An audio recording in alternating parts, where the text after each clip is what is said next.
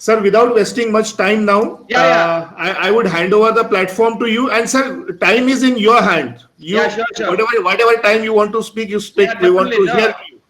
So the purpose of this engagement is essentially to transfer our understanding by virtue of age and experience. We develop a lot of insight. So we wanted to convey, we have to pass on, transfer that to the participants. Yes. So I'll start now. So we are into outcome-based education. Lately, I said people realized nothing great about the input parameters, nothing great about acres of land, especially if it is located in a rural area. A lot of understanding. So finally, everybody realized whatever may be the effort involved, put in, at the end, it should be translated in terms of graduates, the students, productive abilities, our capacity to contribute to further the cause of students, the graduates, undergraduates. So when they come out after 4 years of engagement, the graduates are expected to be productive in higher education, especially in professional education. We are expected, no excuse, we are expected to develop. We are expected to develop a supply chain for the stakeholders, stakeholding industry, other stakeholders, government, society at large. So we don't have any pretension like science, art science streams.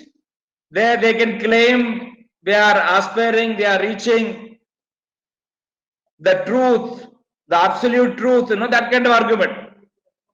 More elitist, but professionalism, professional courses, you are expected to contribute on the ground. So that's the case. Anyway, people arrived at the conclusion that it should be outcome based. If at all you are standardizing, evaluating an institute for its performance, you are doing it for, again, the stakeholder, the students and parents, and also for industry.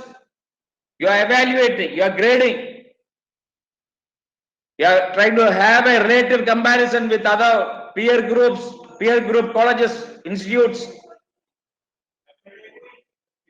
So no other criteria, it is out and out, outcome based. Now to succeed in outcome based, all the actors involved in higher education should understand this. But half of the people is failing to contribute, failing to acknowledge.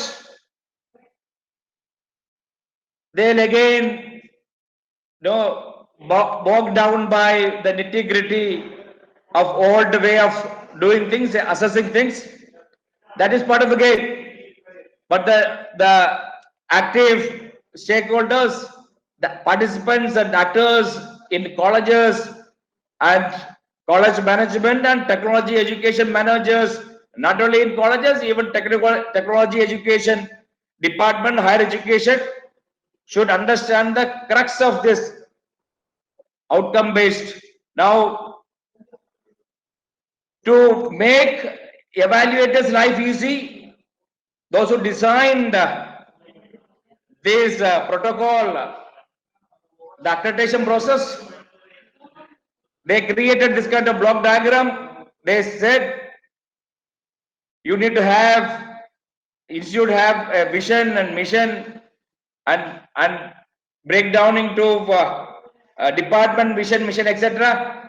That should contribute to the program educational objective. Program educational objective is essentially the educational objective of engineering program. When we discuss, we engineering colleges discuss about program, it is about engineering program. Yesterday or day before yesterday I said engineers are expected to reflect the illusion of simplicity. You absorb all the complexity for the outside world, the consumer world, for the end user. You should show a lot of simplified version, simplification of the procedure. Only by simplifying procedure, you can attract higher consumption. You can have higher market share. So that is also the crux of software engineering. You need to have a intuitive graphical user interface. If your user interface require higher expertise to use it, then you will be losing out to the competing vendor, software vendor. Coming back to program educational objective, engineering program, we are expected to contribute to the cause of nation building process, facilitating wealth creation, value creation. Now this program educational objective is contributed by program outcomes, or program educational objective can be designed by understanding program outcomes or jotting down program outcomes. Now program outcomes should be aided by or contributed by graduate attributes. Graduate attributes are already predetermined. Unfortunately, at this point of time, graduate attribute is static. It should be dynamic, depending upon different era, different time frame. The desired quality is innate quality. No, graduate attributes means it is by virtue of 4 years of engagement or schooling and another 4 years of engagement, you need to modify the psyche. The internalization of the student should be modified. He should be more productive, should be contributing with the high level of intellectual, spiritual, and emotional quotient, or graduate attributes. That should be dynamic, but for this time being, it is static. So that is contributing to program outcomes. Program outcome also, program will be,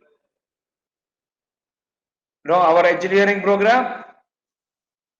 The stakeholder, the consuming stakeholder will be deciding what should be the outcome.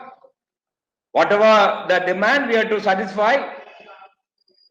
Now, the program outcome is directly influenced by the courses introduced. So the course design, syllabus design, the curriculum design should be carefully undertaken. Whoever is involved in doing all this should be passionate and seriously understanding how seriously at detail level all this can be manipulated. It's also influenced by learning outcome. Learning outcome should be jotted down by experts. That will be contributing to course outcome. Course outcome in turn is influencing program outcome, and iteratively program outcome and program education objective are getting modified. Therefore, bidirectional arrow. Therefore, bidirectional arrow between department mission, that also should be modified depending upon the dynamic, moving, changing paradigms in program education objective and program outcomes. So this change is essentially because I say even graduate attribute should be dynamic. So these are necessitated essentially by the evolving aspiration of the society at large, the mankind at large. Mankind is not static. It's gone evolving. Man is an animal which is pondering over unknown things. There is a fear of unknown, but then people are on the constant move to unravel this unknown entity. So it historically from the advent of mankind, time immemorial, all this is happening. Now we are succeeding in documenting. We are formalizing a part of accreditation process of education institutes. Otherwise, all this process is on the move always.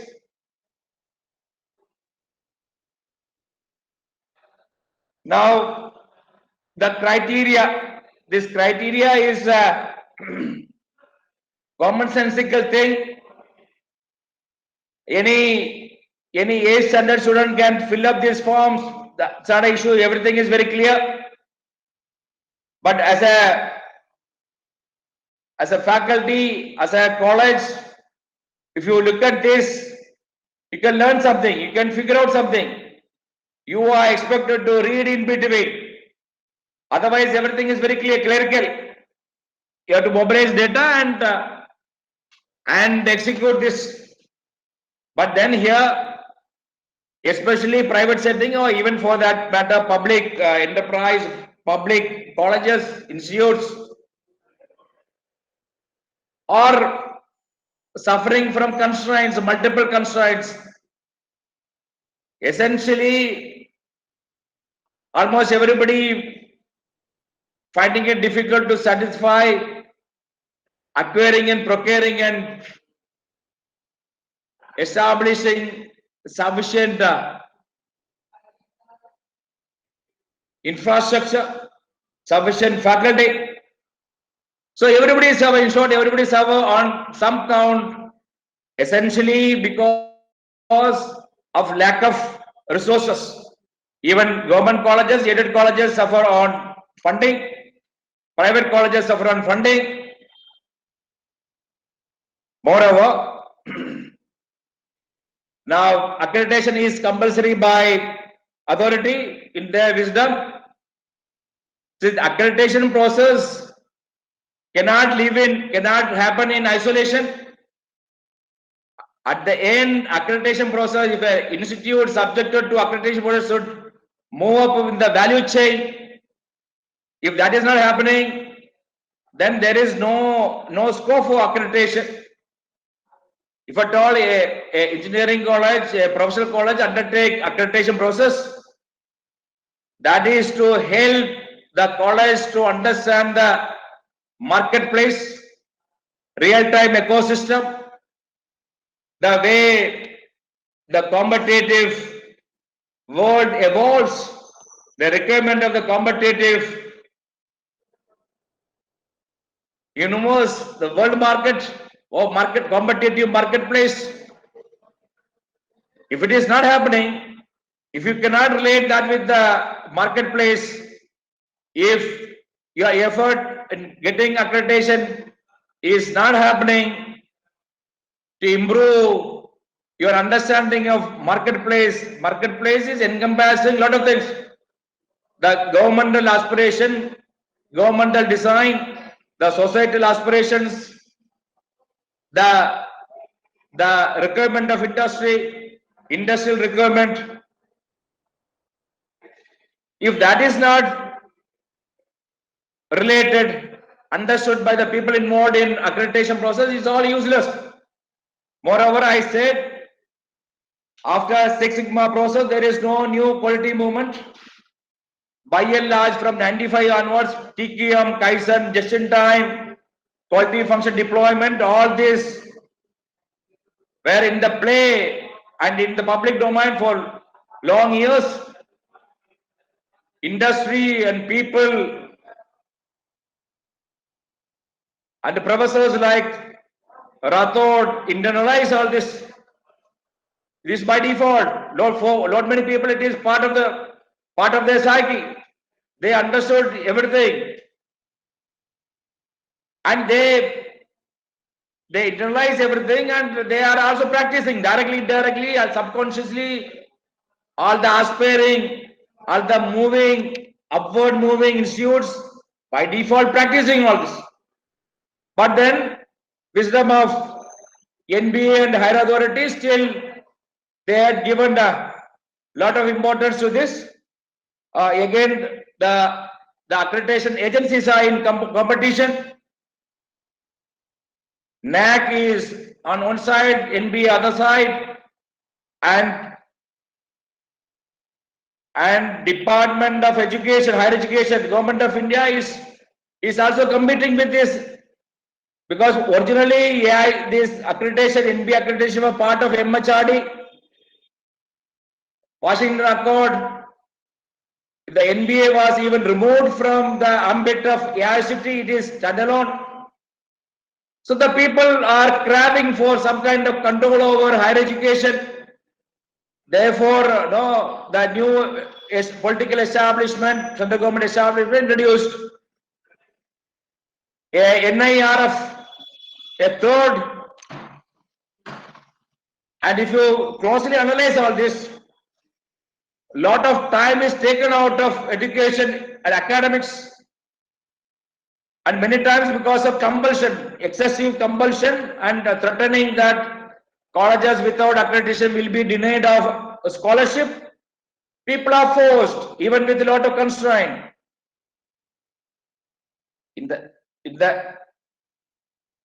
Even with the lack of admission, lack of cash flow, colleges are forced to go for accreditation, even realizing that accreditation is not changing the fortune of the student involved, or the college is going up in the value chain. There is lot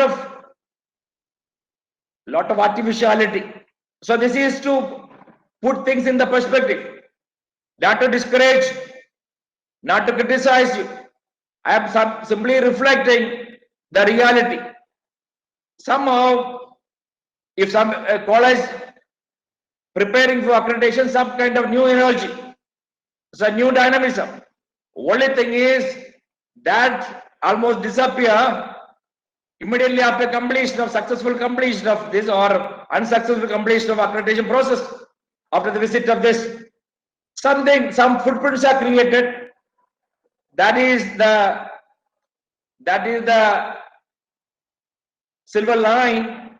Some footprints are created. Some understanding of quality procedures, quality movement. Some understanding of our responsibility to contribute to the cause of the learner involved, the graduate involved. To that extent, it's all fine. Otherwise, all this procedure is little ritualized over a period of time. People are forced to ritualize without understanding everywhere. You can go to even IITs, not IIT, NITs. You can also find vision, mission, etc. They don't understand why it is so. Everywhere it is, the boards are there. Without understanding this, I wanted to also sensitize. I wanted to convey to other people, the participating people, those who are coming as an expert are not the professionals specializing in this area. By virtue of somebody specializing in the area, they develop a lot of insight. Lot of insight can be passed on to the regulating authority. There can be some kind of adaptive modification, adaptive loop, adaptive control loop. No, you can get a lot of productive information feedback. You can modify, but that is not happening. They'll call some people from here and there, from IIT and government colleges. They'll send for examination. They bask in glory. They know they are having a whip in their hand. They can insult people. They can gild the people on the other side. Majority of the people thrive on that. And that kind of scenario, it becomes a little mockery. What should have been done is there should have a cadre, a group of people properly trained and indoctrinated, emotionally and spiritually and intellectually, knowledge-wise, and they should have been sent to accreditation process, not part-time workers from NIT or IIT. They don't have a commitment. they will be using their intelligence. What we experience is, after coming, they might be doing some homework, but they manage the scenario by their intelligence, not by virtue of insight, decent understanding of the process involved. But that is the way. So what I am suggesting is, you be aware of this artificiality, the other side of, so don't get carried away by all this. So ultimate object is, you cannot escape this procedure. So try to put up a brave face, try to optimize the resources at your disposal, and there is a possibility of intelligently deciding which aspect of this criteria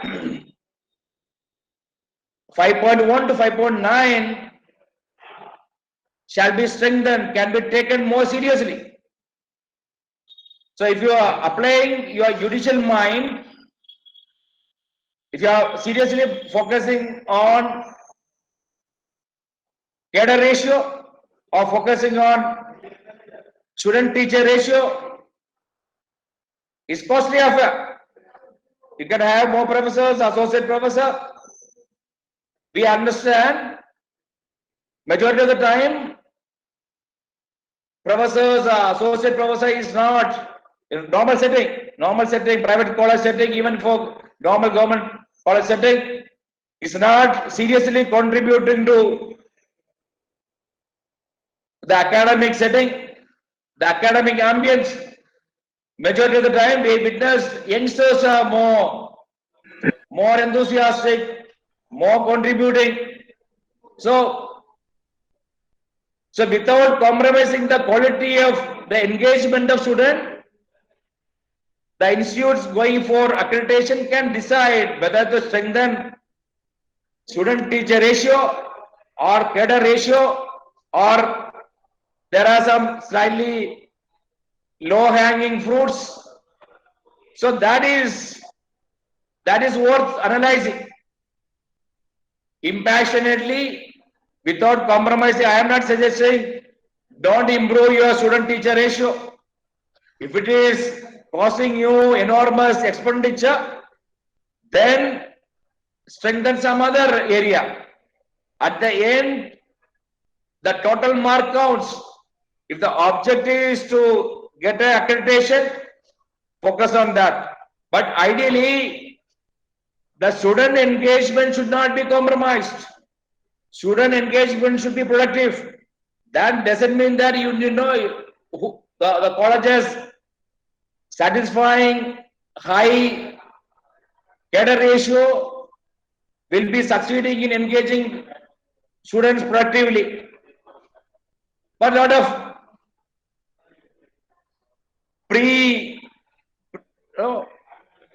pre-understanding, and moreover understand that these digitization of otherwise complex educational process is an educational process, student learning, student behavior, these are highly complex. Americans spend crores of rupees on higher education research. They are trying to make especially USA, they spend billions of rupees on higher education research. They are trying to make almost everybody, they are trying to improve the enrollment ratio. As affluent improves, affluent increases, the country with higher affluence finding it difficult to attract graduates for science and engineering.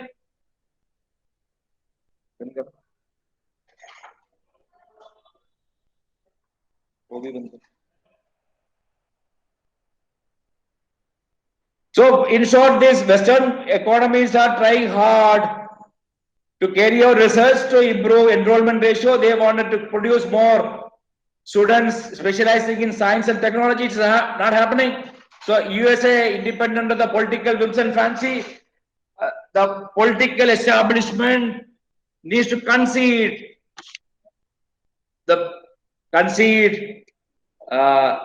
role of Asian, Indian graduates. They don't have even 20% of their requirement. They don't have sufficient graduate to man their facility. At the most, they are producing 20%, 80% from outside. So they constantly on the move to carry out research to improve this scenario setting. But that is not happening. Their research says the colleges with the higher level of unionization of teachers is performing well. Some part of America says, some schools and colleges in America says the unionized colleges are performing well. Some other part says non-unionized colleges are performing well. Some part says where the white majority is high, performance is good. Some other part of America says where majority of white is high, the performance come down. So what I am suggesting is this field is highly complex. Is like the direction of a film, the production of a film. At the time of production, nobody understands whether it is going to succeed or not.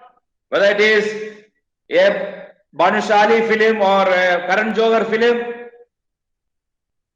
Only after release, people can predict. Similarly, highly complex. Anyway, the genesis of this accreditation process, the design of this accreditation process lies there in US. They are having more loosely held academic system, a lot of autonomy, lot of autonomic institutes and universities. The socio-economic business environment is different. The attitudes of people involved, the dynamics of economy is different. The cash flow is different, the affluence is different.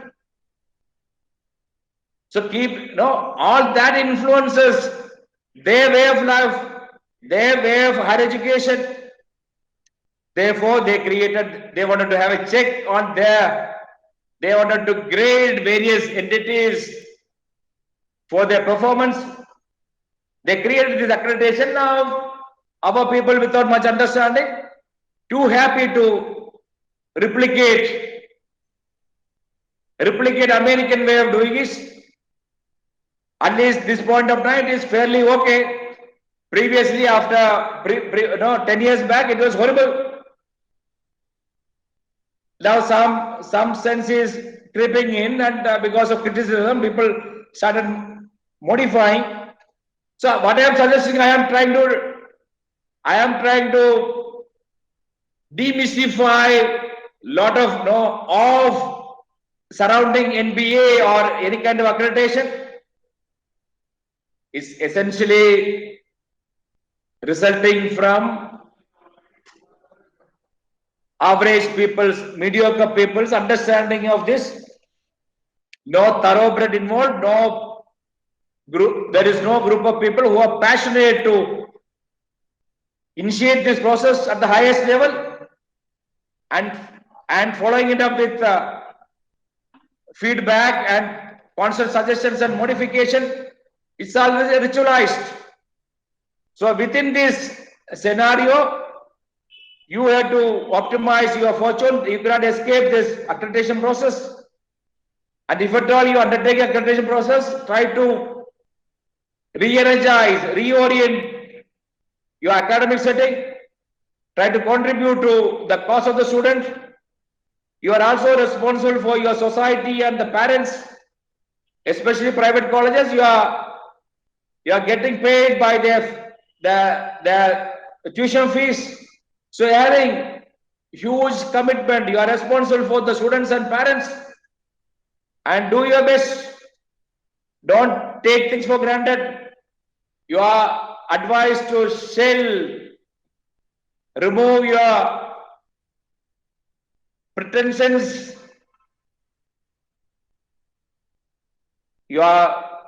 you should avoid feudalistic tendencies, assuming that you are highly dominant and students are at your disposal.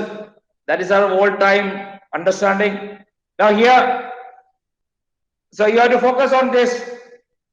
Lot of calculation formula, easily you can do it. But then if somebody is at the border case, you can decide, you can prioritize, you can give weightage, different weightage for different criteria. That is worth exercise. The criteria 1 student teacher ratio, they are giving 20 marks, total number of students. Now, originally they were bothering about intake capacity into 4 year divided by number of teachers. Now they are also incorporating all the students, including letter entry. In between, NBA was in concurrence with the AICTE to be okay with the 1:20. Now, because of some interventions by some quarters, they reversed their decision. They are asking us to be with 1:50. That's fine. But then people also should understand this point of time. Lot of effective engagement and teaching can be carried out through online. Little cheap. You can make the expenditure less, the education expenditure less. If you are permitted going forward, AICTE, after some time, AICTE and regulating that kind of regulating body will be facilitating integration of online teaching learning and encouraging flipped classroom kind of concept and construct. And eventually, the government is bothering about reducing the education expenditure, the tuition fee. So they wanted to, as economy grow, if the economy turn around, the country need to sustain that level of economic growth. Country need more graduates, more professionals. Nobody should get away by current level of despondency.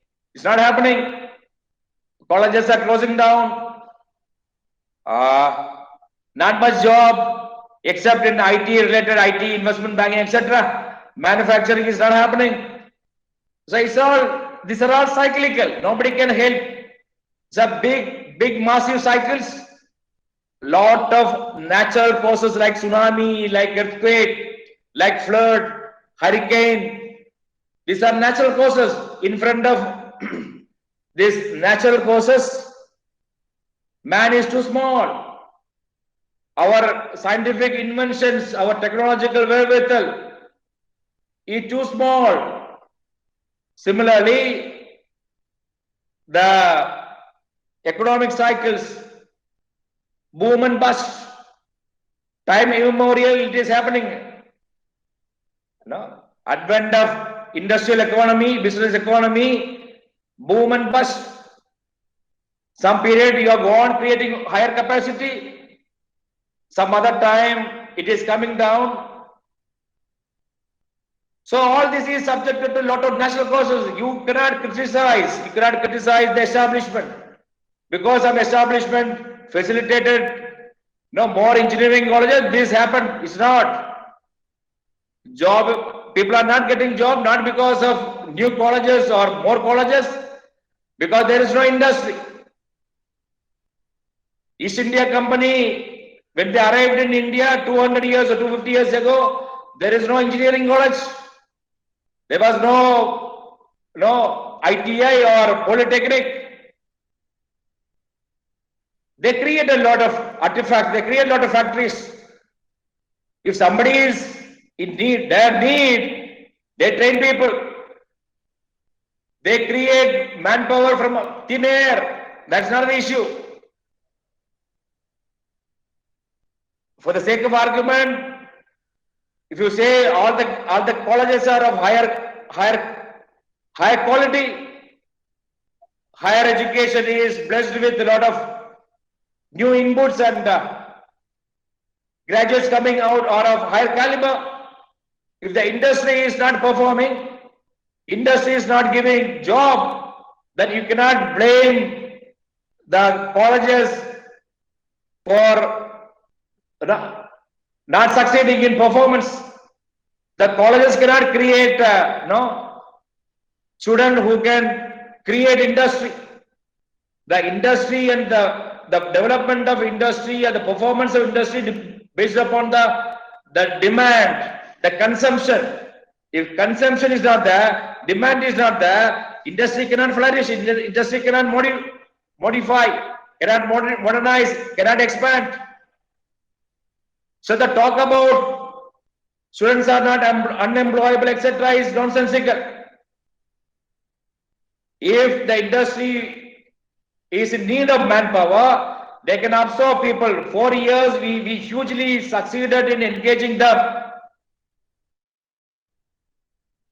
They are with the far better work culture now by virtue of 4 years of engineering.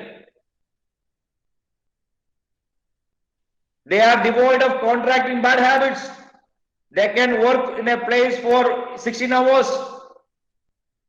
They are with a lot of basic footprints of the technology practices. 3 months, 2 months training is more than sufficient. In real-time setting, entry level, at least for 5-10 years, the complexity of job is nothing. Anybody with a good work culture can manage it. Obviously, engineering graduates are better placed. Because of 4 years of training, graduates are better placed to handle higher level of responsibility and authority. So authority is given to discharge, high effective discharge of responsibility. Because of rigor involved in 4 years of engineering or professional course, any professional courses, graduates coming out of these institutes are capable of handling higher level of responsibility. Therefore, they are capable of discharging higher level of authority. But then a lot of criticism, not if the student from vernacular medium, from local medium, from the Marathi medium or Hindi medium or from other language medium, if they are not fluent in communication, if they are fumbling on seeing big mesmerizing office space, they say they stamp, people are not employable. So a lot of whitewashing, lot of excuses.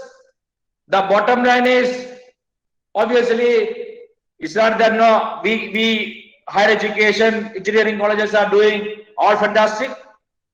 But then the criticism by various quarters, including the Prime Minister office, people are not employable. Even if everybody is employable, even if they are satisfying all the requisite mental attributes, mental faculty, there is no industry, not happening, except few sector. So people also should understand, Narayana Murthy should understand, the education ministry should understand, engineering graduates can be productively engaged only if there is a vacancy, only if industry is growing, industry create, diversify, modernize, expand, or new industry, new invest, basically in short, if there is new investment, the newer graduates can be absorbed. If there is not much new investment in any sector, so we are closing down our biomedical because there is no serious investment by Ambani like people on biomedical sector. If there is no entrepreneurial investment in big sector, that sector will die down. That kind of colleges will not perform. Similarly, in chemical engineering, as industries, the economy is stagnant, the requirement of chemical, specialty chemical or cement, etc. is stagnating, is constant. Similarly, civil engineering, expected massive spending on infrastructure by government is not happening because of many reasons. There is no villain, there is no hero here. Everybody is subjected to a natural cycle, product life cycle, natural economic cycle. So I am essentially trying to demystify a lot of false notions. People speak aloud about this lacuna from the educational part, from the college part, pointing finger at various people. But people should be with a lot of understanding of the real-time scenario. Anyway, coming back, we have to satisfy this NBA criteria, these calculations need to be reflective of the original data in the institute. Faculty get a proportion. Ideally, every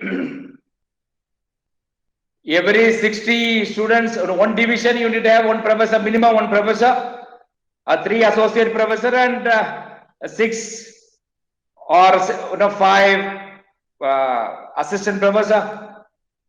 That is essentially higher post, professor post is expected to be with higher sense of responsibility, and the sense of responsibility, sense of authority should be high.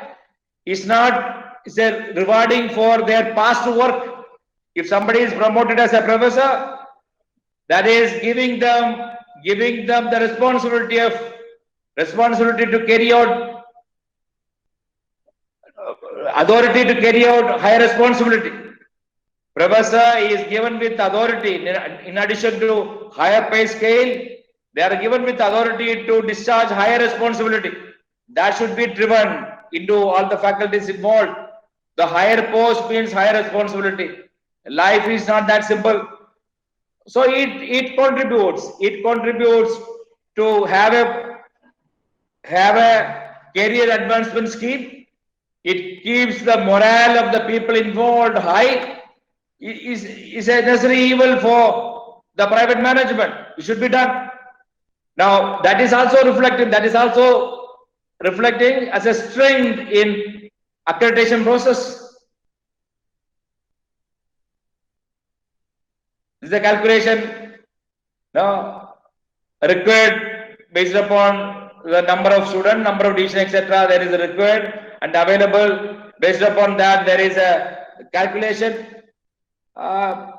Nothing great about faking all this, whatever is available. So if it is little less, try to strengthen the other factor. At the end, it's all at that end. The end result is going to be a aggregation of small marks, 3 marks, 4 marks, 5 marks. So don't assume that if the cadre ratio is not good, you are not going to get accreditation. Not. You need to be confident in engaging people involved. You should be, convincing to engage the experts coming from outside, and to strengthen. If one aspect is weak, then strengthen another aspect. Faculty qualification, higher education, whether we also appreciate higher education. Higher education is a big story. So in that story, one of the actor is the faculty member. The faculty member should be put into pedestal by the society. If that's the case, then the faculty with the higher degrees gets acknowledged. Higher degree means, again, higher degree means your temperament to see details will be high. Be it to ME. After ME, it's not that there is a revolutionary understanding, different understanding. It's not that by virtue of going through the routine, the respect for details improves. Your temperament for understanding things will be different. Now, post-graduation to PhD or research. So you develop a lot of competency in documentation, technical writing, your respect for details, asking for details, don't come to conclusion fast. That improves. So higher education, higher degree is counting, is worth doing. It's not all about the classroom engagement, no vocal in the classroom, effective.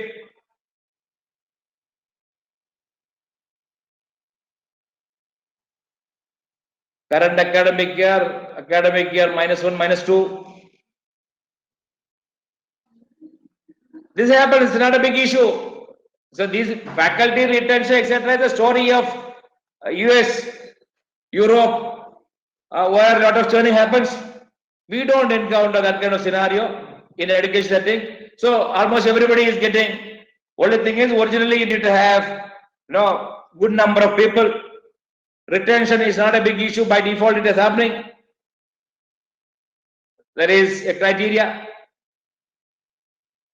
Innovation by faculty in teaching learning, say everybody, all the teachers should understand that their profession is essentially helping and enabling people to understand the art and science of helping the learner internalize the subject matter. The teacher should be a performer in helping the student to learn the subject matter in time-bound manner. So they also learn, they can also learn. But why teacher? Why MOOCs, massive open online courses, is not taking over all the higher education? Early 2000, people written obituary about higher education. They said, advent of Coursera, advent of edX, Unacademy, people predicted obituary, the closing down of all the higher education, not only in developed country, also in developing country. People were enthusiastic in writing obituary about higher education. Will be replaced by massive open online stuff. They don't understand. The learners are human beings, not robots. Learners are human beings. They are a function of emotions, non-linear inputs. So they need to be engaged productively in a time-bound manner. That is possible only through teachers. When a student becomes a professional, when they encounter a serious challenge in carrying out a project, new technology, new practices, they have to learn time-bound fashion to carry out the project. Self-motivated people are forced by enterprises to undertake self-learning. But the students from, say, age of 5 to age of 25, it's very difficult. It's not easy to remain focused, self-motivated, without any teacher, without any procedure, without any higher education establishment, without the process of examination, evaluation, teaching, learning, assignment. So all this at times seemingly meaningless for some onlooker, but this is the sure shot to engage these graduates to undergo a time-bound training program, engagement. That engagement need not be thorough, completely without any pitfalls. But then, this point of time, by virtue of practice, years of practice, people understood what should be done. So if somebody want to move up in the academic value chain as a teacher, as a professor, the basic thing is should understand, closely observe the learning process. How a college grade learns. Now, how to induce them to learn more, how to induce them to learn things in a time-bound fashion. So you need to understand, the science of learning, science of the human physiology, neuroscience, the science of intelligence, cognitive load. So little basic understanding of these, the human subsystems, the subsystem of the brain, how it behaves,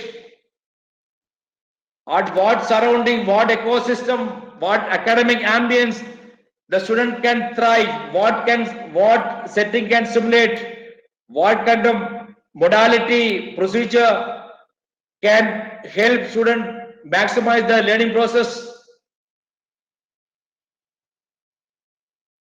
So the teacher should be on the move to cope up with the evolving finding, research finding in the realm of cognitive load theory, in neuroscience, in behavioral science, in physiology, and also experiment with lot of institutes are experimenting with various pedagogy, teaching learning process. So you cannot be static in training training marketplace, in education marketplace. You develop proficiency and huge competency in a particular subject. That doesn't mean that you are succeeding in transferring your knowledge to the student. So in short, this NBA is also trying to capture that the process involved in innovation, process involved in modifying the teaching learning process, modifying instructional process. You can also, if you understand this cognitive load, neuroscience, etc., the instructional content also can be modified. So if you closely, passionately understand this minuscule level, you become more effective teacher. You will be hailed as a messiah by the student. There are some subjects where you need a serious intervention of teacher. Some subject, the role is little limited, but there are some subject where the student consumes lot of brain glucose. It takes lot of cognitive load, especially that subject. People should think aloud and create an instructional content which improve the learning. So innovation by faculty and teaching is appreciated. Put in effort, use the modern tools, ICT, information communication tools. No short way. By virtue of experiment, you can freeze on a particular way of doing it with a particular set of students. Don't get frozen in time. Every batch is going to be different. The collective behavior is going to be different. Collective learning and temperament different. Don't settle by straitjacketing a particular pedagogy. So if that is happening in the college, that can be documented. You'll be fetching all the 20 marks.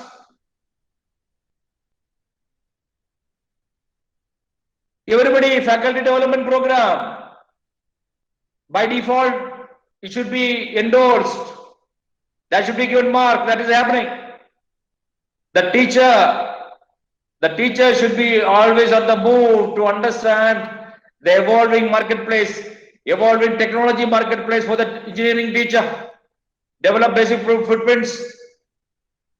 So we kind of colleges long back undertook Tadamal San Engineering College long back undertook. No, we were envisaging the advent of artificial intelligence, data science kind of things. We long back we realized the potential of Python. I myself undergone a training in IIT long back. So majority of people are proficient in doing this massive library in Python. Lot of work, lot of research, lot of normal academic activities are hugely blessed and contributed by this kind of technology. And deep learning kind of technology, we invested a lot. We invested long back. We organized a series of workshops 5-6 years back. Now, therefore, we are succeeding in introducing AIDS now. This point of the AICTE allowed. We also grabbed. We can seriously contribute to the cause of the student getting enrolled for AIDS. It's not proficiency in deep learning or machine learning or natural language processing. It is also a temperament and capacity to develop a perspective to guide and nurture and canalize the energy of the graduates involved towards massively evolving artificial intelligence marketplace. So the faculty training should be enormously promoted, facilitated with all kind of incentive and even penalty. That is hailed, that should be rewarded. NBA accreditation process is acknowledging that and giving credit.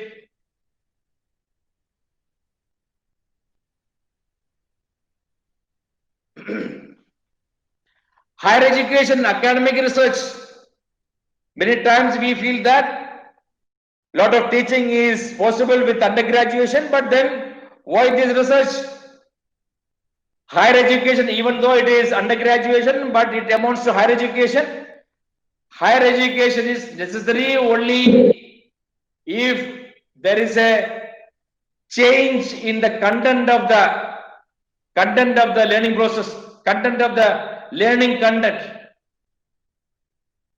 If the learning content is evolving, then that particular branch of study is worth pursuing.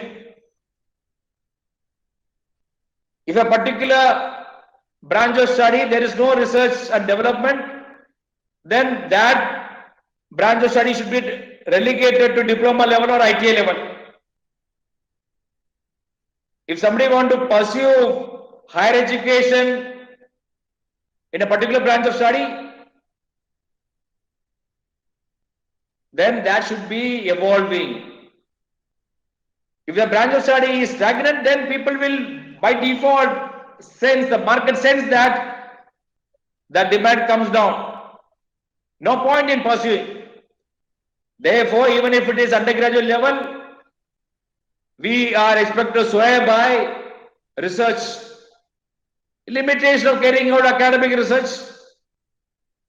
But if the teacher is doing, if the institute is succeeding in creating a academic research ambience, indirectly the pupil involved, the students involved imbibe a lot of things. They will be blessed when they go for higher education or even for industrial engagement, business engagement. So, a lot of things defy our common sense. So, try to improve upon existing culture of research in the even in undergraduate level colleges. It makes difference.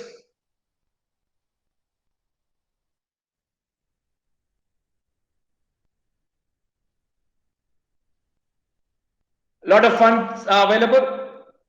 The teacher should find some time to write proposal to get some funding from statutory authority. A lot of funds are available.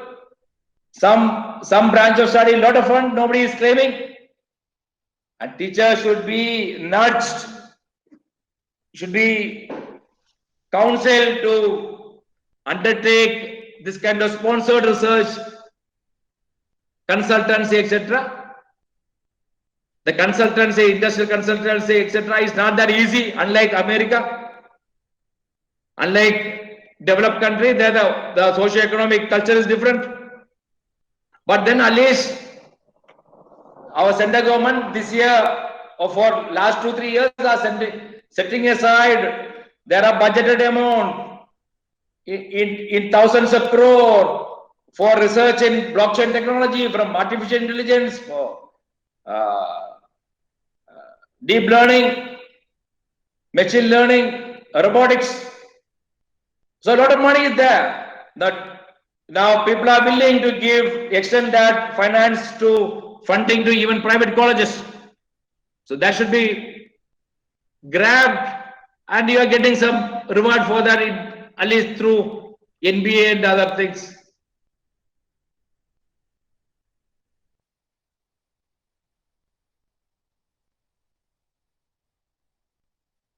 And it also mentioned product development activity. You can develop a product by virtue of extending your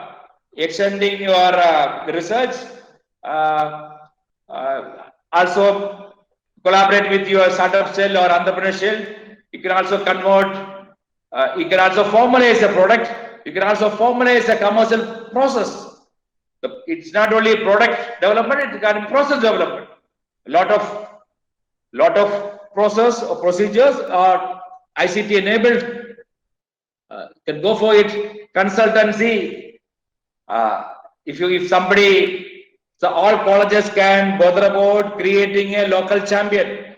At least every department can create one local champion who is passionate about the area of research, area of learning, and develop more insight, so that the industry can approach them. So it's worth promoting local champions in every department, every college.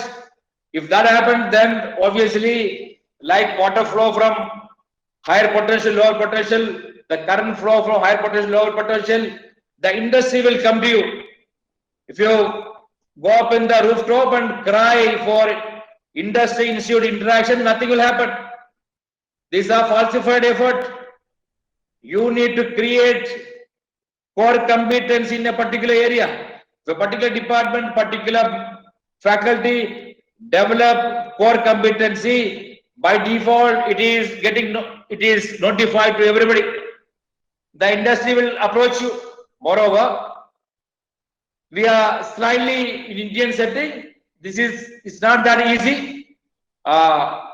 The industrial consultation is not that easy, except a few settings, because our industrial business culture is also not evolved as the developed countries. But then going forward, it is going to happen. It is massively happening in industrial training. In last 5 years, it is internship is happening massively. It started from last 5 years. It is now a lot of people are ready to pay. Previously, it's a paying to send people to industry for training. Faculty performance appraisal. Without much difficulty, people can document their performance. The understanding behind this is what? If somebody can document and measure their performance, that is a launch pad for improvement. If somebody wants to improve, then they should accept what is happening now. So what is happening now should be documented. Look again what is happening now, which is documented. Then you understand what can happen the next time, what can happen in the near future. So that is the crux of this self-appraisal. This should not be used by senior people to humiliate or disadvantage the junior people. There should be wise counsel to engage juniors to perform well. not to use this as a tool for denying them. So, in short, every faculty should be very keen on feedback. One is to satisfy the NPA accreditation, to satisfy the organizational requirement, but every teacher should appreciate the role of feedback and self-appraisal. There is a lot of science into it. So something to do with behavioral science. From behavioral science, people derived all this. It's not somebody's whimsical understanding. So give respect for self-appraisal, properly document it. It is going to fetch you. It is going to fetch you good dividends. Sometime some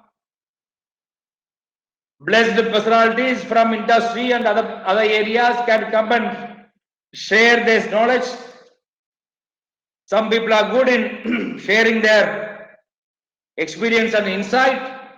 The visiting faculties and adjunct faculties can come and contribute to the cause of knowledge sharing, new knowledge. If you are consciously doing it, without much effort, if you can do it, do it. And that is also fetching you under 10 marks. Thank you, sir. Thank you very much. Sir, Yeah. we have a virtual certificate for you. Yeah. Just because it is a virtual memento. Very good. Yeah, kindly accept this from organizing committee. Sir. Yes, sir. Thanks a lot. Yeah. There is no command button to accept. we will send it to you. Okay. Good. Thanks a lot. Thank you, sir. Thank you, sir. Thank you very much. Thank you very much, sir. So, Kasamba sir, for next proceedings, over to you. Yes, sir. Thank you so much. I will begin, sir. Yeah.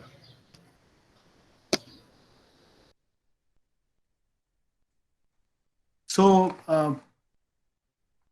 Professor Kidar Khan, Professor Khan, sir. Yes, sir. Yes, sir. Yes, sir. Yes. Sir is there, sir.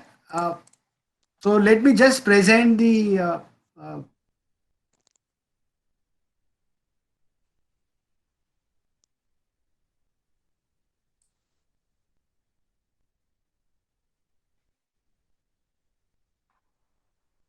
so let me just stop this recording and then begin.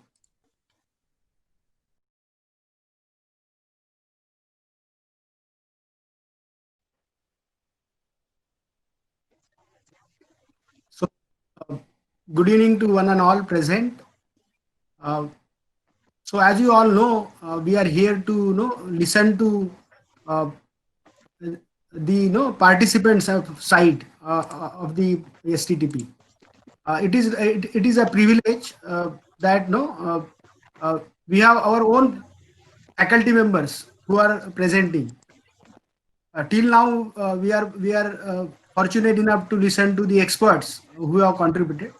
But I would also, when we planned the sessions for both the STTPs, we thought of why not to ask the participants to present, because we believe that our participants are from different institutions. They are very well experienced people, and their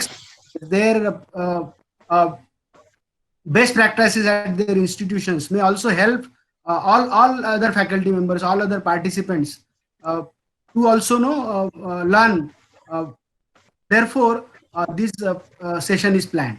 So the first presentation, which we call as case study presentations by participants, will be presented by Professor Khan, Ikrar Khan, and he is in charge head of the electronics department, Government Polytechnic Hingoli. So I take privilege to welcome you, sir, and without wasting much time, you please begin with your case study, which is modern teaching learning techniques, and he would be using Moodle platform to demonstrate that. Please continue, sir. Thank you. Thank you very much, Prashant, sir. First of all, I would like to thank your team, whole team, Dr. Rathod, sir, Dr. Prashant sir and Dr. Chaudhary sir for organizing these types of FDPs, which are a case study approach, which is having case study approach. And we are trying, as a participant, we are trying to do case study on different platform, and we are hearing different case studies from our experts. So it is it's really feel good to have a participant of these types of event organized by your institute. I have also attended the first STTP, but that time I have not presented my case study. But now for this time, I will try to explain and present my case study regarding the modern teaching learning technique, that is especially Moodle. So I also want to congratulate your team for having these types of best practices of presenting case studies in the FDPs for participants. Uh, so can I share my screen, sir? Yes, yes, sure, sir. Sure, sir. Okay, fine, sir.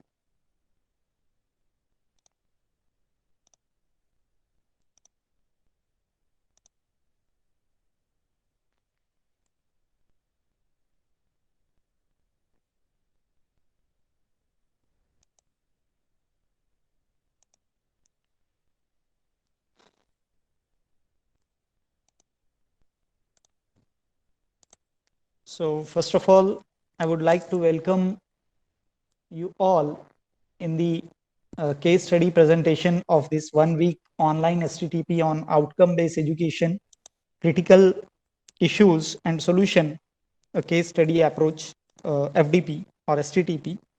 And with this blessing, we will start our case study, that stay safe and healthy and stay connected. And also virtually, I will welcome you all by this bouquet. So as we all know that this is the 1 week short-term back-to-back training program or STTP on outcome-based education, critical issues and solution, a case study approach during this period, approved by All India Council for Technical Education, AICTE, organized by Department of Electronics in association with S.P.I.T, ISTE faculty chapter, Sardar Patel Institute of Technology, Mumbai. Especially the efforts of Rathore sir, Dr. Rathore sir, and Dr. Kasambe sir, under the guidance of Principal Chaudhary sir, the FDP is going well. And now I have got the chance to represent myself with this case study of modern teaching learning technique. So this is, my academic profile. I am Iqrar Khan Tadvi Pathan. I have completed my B Electronics from Government Engineering College, Aurangabad. And I have did my MTech in VLSI, and now I am pursuing my PhD in electronics. Right now, I am working as a in charge head of the department in the Government Polytechnic, Hingoli. I have a total 11 years of experience. I have attended 2 national conferences, 4 papers I have published. I have also I have taken the various responsibilities of in my institute as an academic coordinator and also as an assistant academic coordinator for my institute. And also we have got the excellent remark from Maharashtra State Board of Technical Education for my department. Also, I have worked for various coordinator for various events of MSBT, and also I have awarded with appreciation certificate from NPTEL and SWAM for being NPTEL learner. So this is a short profile regarding my academics. Now, the case study approach. Basically, this approach is a teaching method for student, but now we are working on this And I think this case study approach is like the capacity to learn is a gift, the ability to learn is a skill, and the willingness to learn is a choice. And on this basis, we are doing this case study. If you have the willingness, then you are learning by choice. You have chosen this case study approach. If you have the willingness, if you have ability to learn, that is your skill. So on this basis, we are going to represent this case study approach. So my title for this case study is Modern Teaching Learning Technique, Moodle. Maybe all of you are very familiar with this Moodle platform. Due to this COVID-19, all the institutes are using these types of modern teaching learning platform. But still, uh, as our institute have implemented the program on this particular portal, uh, so I am representing this case study. The category for this case study is best practice for knowledge management in educational organization. So let's begin with my case study. So first of all, as you all know that we are now upgrading ourselves, our teaching methodologies, we are upgrading from from traditional teaching to the modern teaching. Okay. Already we have seen various approaches regarding this modern teaching and why we are adopting this 21st century education system, because we need to attain the outcome of this education. We need to convert this system from teacher centric to student centric or learner centric. So we are going to adopt this modern teaching along with traditional teaching. So these are some differences I have sorted out with traditional teaching and modern teaching. That the first difference is that the traditional teaching, information giver means teacher work as a information giver. Okay, all of you maybe gone through all these things, but I am only reciting these things to come upon my concept. And now for this particular modern teaching system, we are becoming a facilitator for student or for learner. Again, the second thing is, as I said, the scenario or system is going to upgrade uh, themselves as a teacher centric to learner centric. Means traditional teaching is teacher centric, and now we are in outcome based education or accreditation as far as concerned, we are turning towards the learner centric approach. Now the approach regarding the traditional teaching is feeding based teaching is there. We are continuously hammering the student and feeding them the knowledge, whatever it means. But now the interest based learning or activity based learning is introduced due to this modern teaching. If your interest is there, then your automatically your learning is improving. And the last but not the least, the time and place boundaries are there in traditional teaching. You need a classroom, blackboard, books, and then you need a student also. And then you are representing your teaching skills. But in this modern teaching, there is no time or place boundaries. As I am representing here, or we are as a learner for this particular event, we are learning many more things by our experts from our home and from their home. Okay. Uh, Now move towards this modern teaching learning technique, Moodle. Now, what does it mean, Moodle? If anybody uh, from participants can you have any interaction with this platform? Can anyone tell me if anyone have interaction with this platform?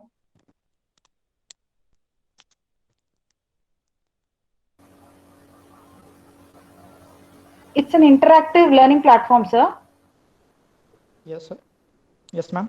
It is an interactive learning platform. where Yes. we'll be able to communicate to the students easily, and then also we'll be able to have an assessment there. So Correct. our material also will be there. So anytime we can, just like how Google Classroom we have, the same way it is has advanced features in Moodle. Correct. Correct, ma'am. Correct. So, definitely, simply, a Moodle is a learning platform designed to provide educators, administrators, and learners with a single robust, secure, and integrated system uh, to create personalized learning environment. Okay. Various as 1 minute, sir. There are various benefits of this modern teaching learning technique Moodle, as ma'am says that the Google Classroom is used as like is this, but it is having various uh,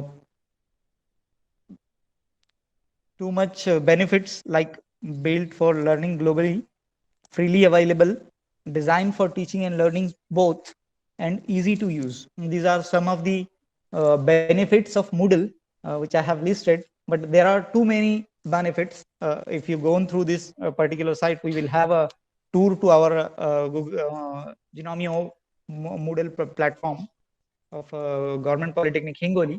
Then we will see how much we can utilize our skills and how much we can learn with this particular platform.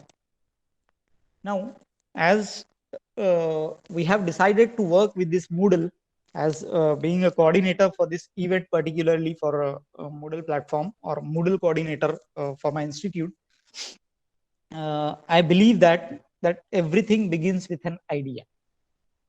Okay. And on this approach, the Government Polytechnic Hingoli have implemented during this pandemic situation of COVID-19.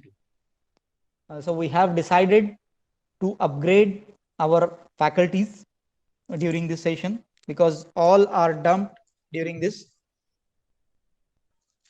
Uh, then our organization have decided to organize various events like online poster presentation, general quiz, webinars, FDPs, all we need to organize. Then we are thinking of use of modern teaching learning tools to attain this outcome, because from home only we have to implement all these things, as we are already upgraded to 21st century, but we are not familiar with this uh, from uh, really interact with this modern teaching tool. But due to this pandemic situation, we are continuously interacting with this.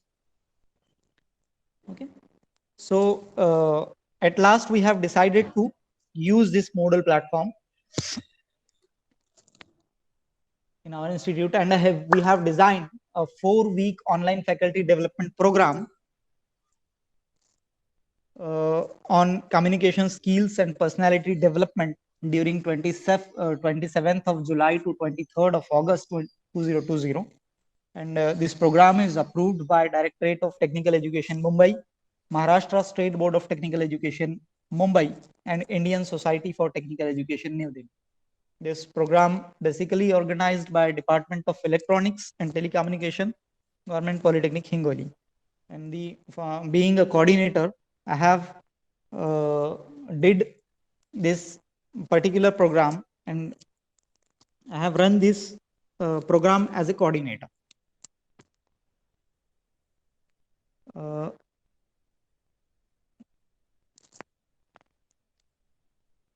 Now, for this program, we have planning, that for any event we need proper planning under the guidance of our superiors.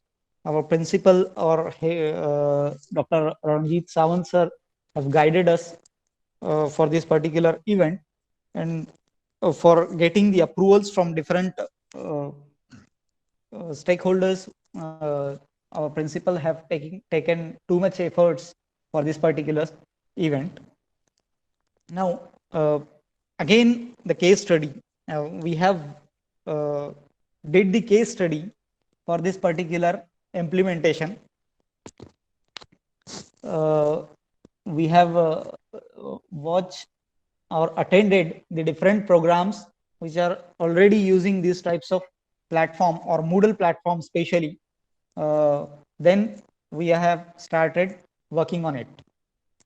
And we found that Government Polytechnic Jalgaon have already used and implemented this platform and organized various trainings or FDPs on that Moodle.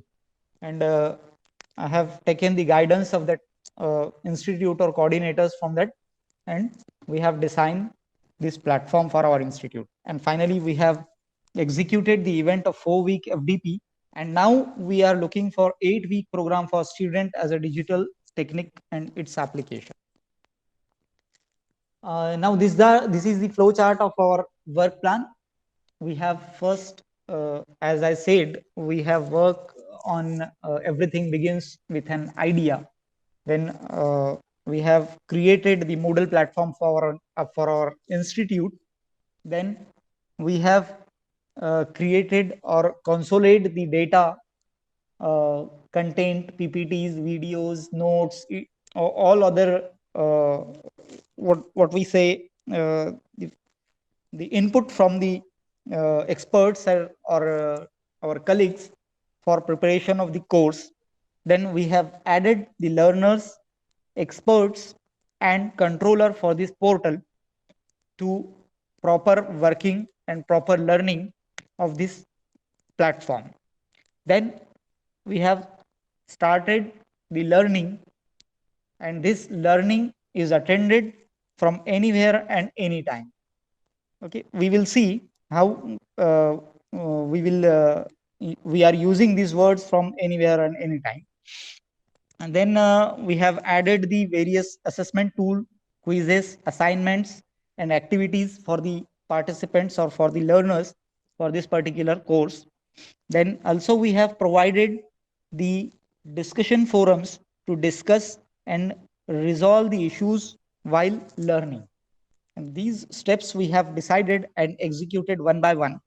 And finally, we have awarded badges, certificates, and appreciation letters or certificates for the participants who have actively participated in the all activities in the all modules in the particular course. And finally, we have calculated the outcome achieved, and uh, at last we have if anyone have not attended the required outcome, then he can relearn this all from first part, or we can start new learning. So this is the work plan or flow chart for the work which we have did in the particular course. Now I will represent the statistical report of this event. According to my knowledge, number of participants registered for this event are 654. The 654 participants from every corner of the country we have registered for this particular event. We have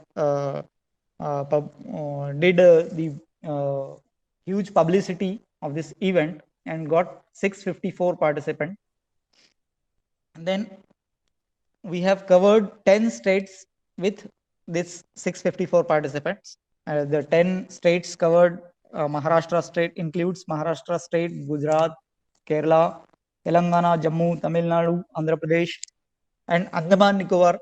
From also we have got the participant. Then the various streams, the beneficiary are from various streams like faculties from polytechnic, pharmacy, engineering, art and science, and professional trainers have also joined us for this particular course. And experts for this event, we have 7 experts for this event from Mumbai, Dhule, Maharashtra state, and from Okha, Rajkot, Surat, Dahod, Gujarat state. So this is the basic statistical report of this event. And now again we have number of videos, means what content we have decided for this event are 10 minute लगते बोलना lecture ले रहे हो 38 pre-recorded videos we have did for learners. We have 28 quizzes for this particular 4-week assignments and activities. Total 5 activities per week. One activity or one assignment we have given to the participant so that the learning or outcome will be achieved to the participant. The discussion forums for every week we have provided for the student. Then general surveys we have taken through this portal. 2 surveys at the start and at the end we have taken. And weekly feedbacks also we have taken to improve ourselves and facilitate the participant. So in total, 82 activities in only 1 month we have conducted in total for this particular course. Now, outcome of this event as per as concerned, because now our approach is outcome based. So we have the participants have earned various badges and completion certificates for this course and achieve above 90% learning outcome according to the number of that particular badges. For week 1, these are the 4 batches for different weeks. For week 1, 380 people, 380 learners or participants have achieved the badges. For second week, 314. For third week, 285. And for 4 week, 280 participants have got these badges for this particular course. Now, this is the basic summary or basic idea regarding our case study. So you have listened these basic things patiently. So I would like to thank you all.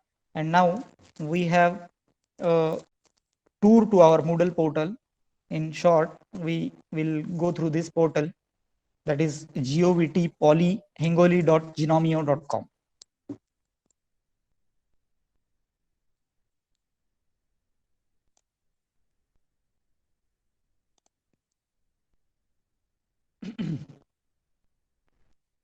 Kasambe sir, it is audible or okay? Everything is okay? Yes, yes, completely audible. You may continue till 6:15, and then you will have other case study present. Okay, okay.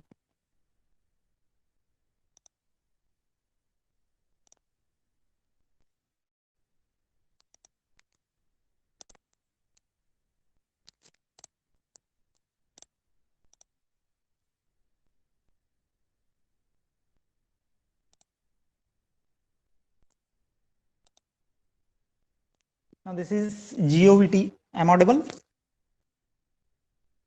Yes, sir, you are audible. Okay, okay. This is our portal, that is govtpolyhingoli.genomio.com.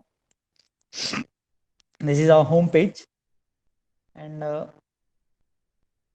here available courses, as we have yet not removed this course. That is, this is our home page. On home page we have available different courses for the participant. This is communication skills and personality development. The outcome which we have given here for this course particularly, and course outcome and learning outcome. And again, as I told earlier, that we are designing 8-week program for student of Polytechnic, that is digital electronics and its application. So these are the course information and learning outcome for this course. So now till then we have designed these 2 courses. For one course is of 4-week and second course is of 8-week.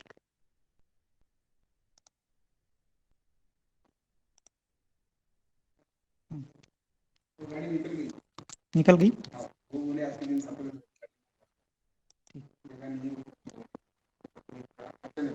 So just a minute, sir.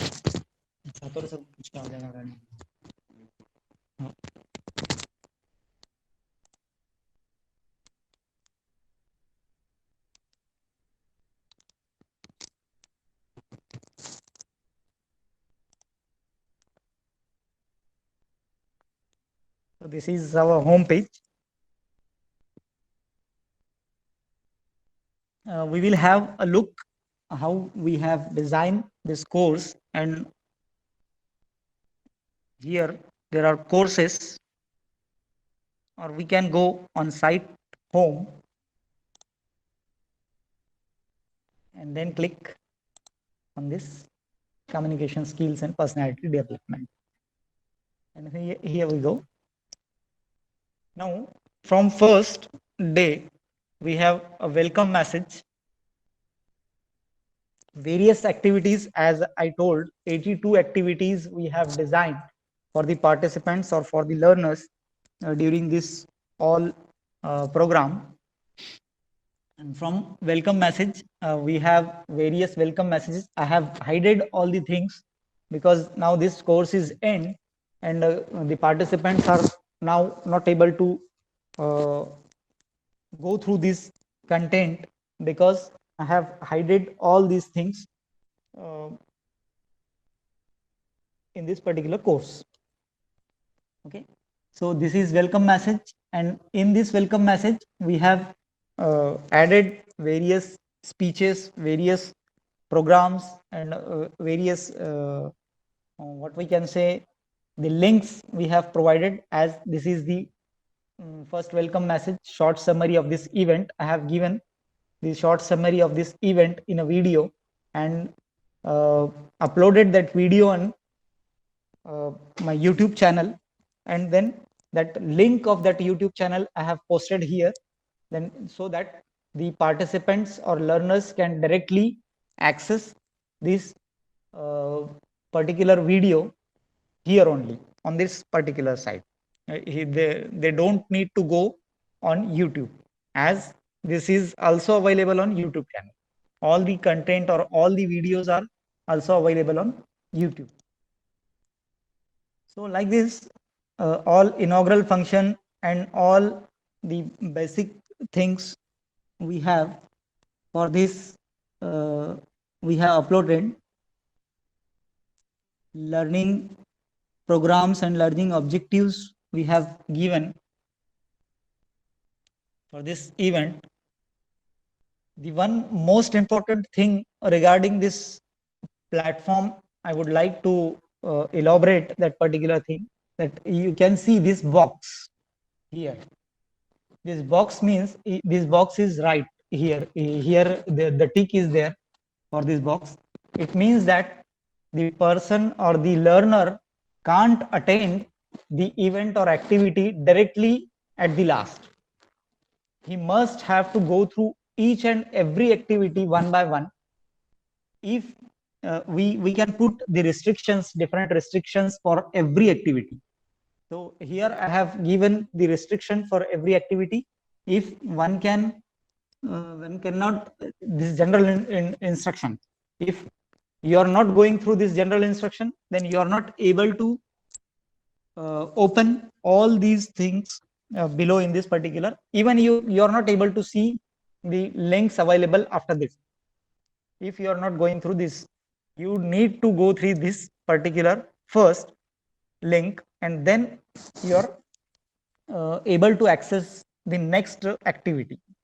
This is the most important and good thing for learner, that he must have to attain all the activities and all the learning material. He need to go through all the learning material, then only he is able to attain all the course or outcome for this particular course.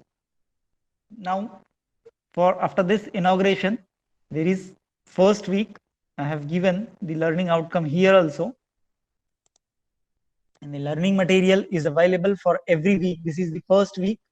Communication skill is the first week, and for first week we have various videos, and for each video or for each we have design the video length of 15 to 20 minutes each. Only 15 to 20 minutes. We have a video for this, and Gaurav Thakrar is the experts for this first session. And if you are not going through this video, then you are not able to open or access the next activity. Okay. So if, and after each 15 minutes or 20 minutes video, you have a quiz. You have a quiz. If you are not able, you're not going through this quiz or not attended this video, then you are not able to solve this quiz.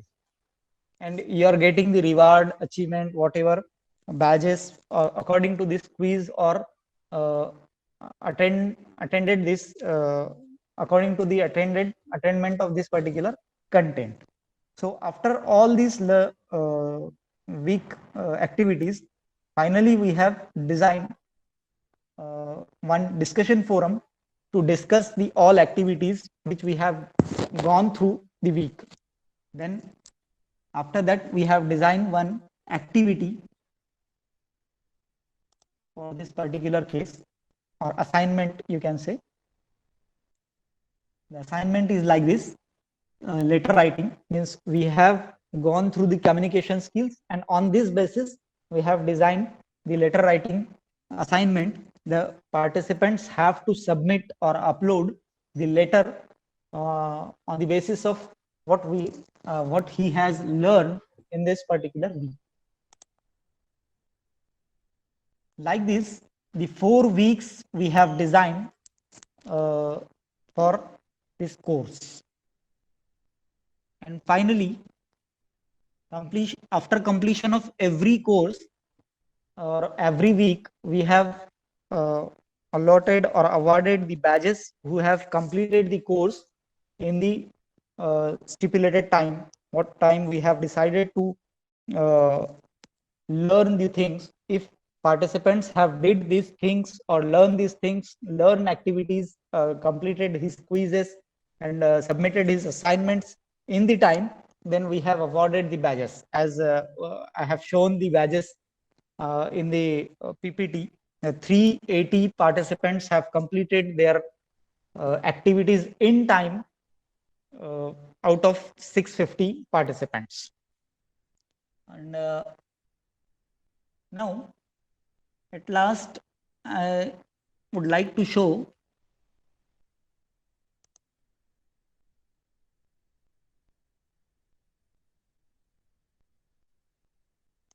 in the last week. This is our last week, that is personality development of public speaking. 2 weeks are there again. First is communication skill, second one is non-verbal communication skills, third one is mind power utilization, and finally is personality development in public speaking. Every week have its own assignments, own content, and activity. Every participants or learner have to submit all the activities and assignments. After that only he is able to go to the 4th week. And in the 4th week, we have given, after completion of every activity, we have given the certificate. Also, we have given the restriction for this certificate. You can see here the restriction for the certificate. You have to complete all these things, then only you can access the certificate only. So we have finally designed, we can design certificates through this Moodle portal also by using HTML. So I have designed these types of certificate for our course. Here we can have the participant name. Here we can have the name of the college and the signatures of the dignitaries or awarding faculties of this course. So like this, we have completed our 4-week event one by one. One more thing I would like to mention here, as our experts are handling this platform first time, as our faculties, controllers, our team is handling this type of Moodle platform first time, as our learners handling, participants handling this type of platform first time. So many difficulties I have faced for implementing these types of event on this platform. But after getting familiarized with this platform, we are way. I'm personally feeling that the overall platform is very handy and very user friendly to all the students. You can either generate this platform login ID or password for participant as the SPIT team have generated and give us the ID and password, or you can directly log in through the this platform on website through user for the first time. So like that, we have did all these. Uh, we have designed and conducted this program from the basics to the destination and got a great response and great appreciation from our dignitaries also. So if anyone have anything to ask me, then I am here to elaborate the things.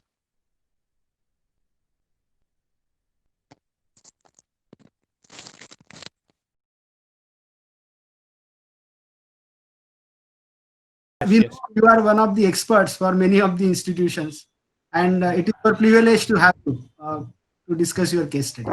Thank you so much, sir. Thank you. Thank you. Thank you.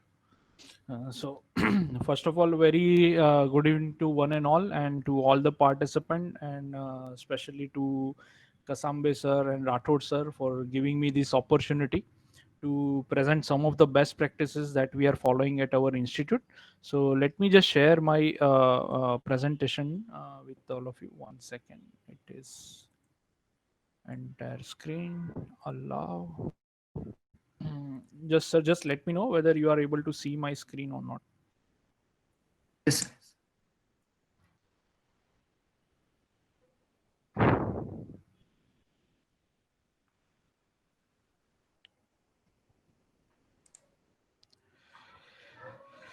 Yes, there. Yeah, yeah. Sir, entire screen is visible. Yes, entire screen is visible. Yeah. Thank you, sir. Thank you for the feedback. Yeah. So today I'll be presenting, I mean, my own understanding and whatever we have implemented at our institute, Vidya Institute of Technology. So myself, Professor Saurabh Mehta. Currently, I am working as a Chief Academic Officer and professor at Vidya Institute of Technology.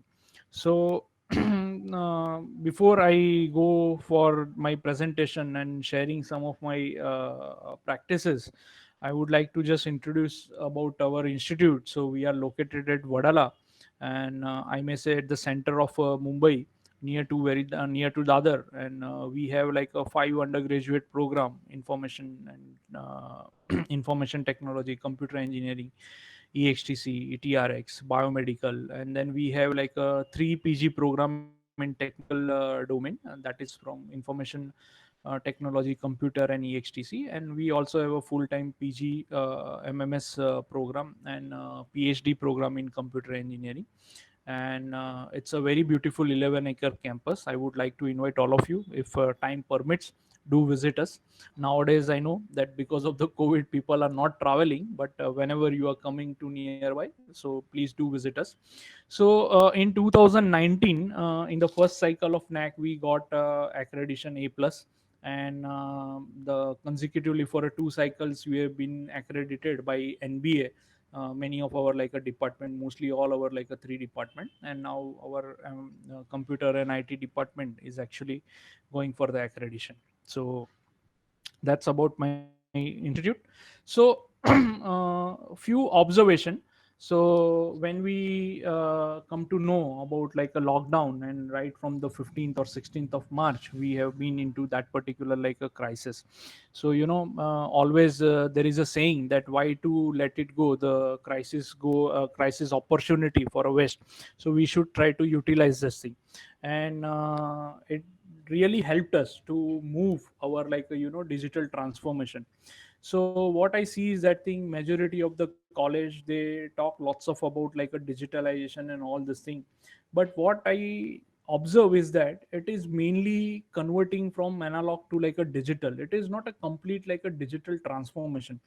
When I wanted to define digital transformation, my definition of digital transformation is that it is a complete experience, digital experience, that we need to give it to the user. It is not just like a delivering a lecture through like ICT tools, or maybe just providing a notes or a PPT to the students, but it's a completely new kind of experience that we have to provide to the students, where students can feel like that it is a value addition to their learning experience. So that is what is like a digital transformation, and I'm sure that we all are working towards that. And to talk about like my college, I may say that thing we are somewhere near, I mean in between. I mean we are far ahead from the digitalization, from converting analog to digital, but still we have to reach to a complete like a digital transformation. So in between that 2 points, we are somewhere, and we are trying our best to reach to the digital transformation. Now I think from last 3 days, so many speakers, they have actually shared their wisdom, they share their like a good practices. I mean many inputs actually we have received.